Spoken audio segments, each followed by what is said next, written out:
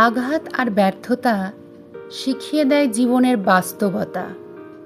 বেশি বুঝতে যাসনে রে মন, থাক তুই অবুঝ। শুধু জেনে রাখ, বাঁচতে জানলে মরুভূমিটাও সবুজ। আকাশ কুসুম কল্পনা নেই, ভালো থাকার স্বপ্ন দেখি। ছোট্ট খুশিগুলোকে যত্ন মনে সাজিয়ে রাখি।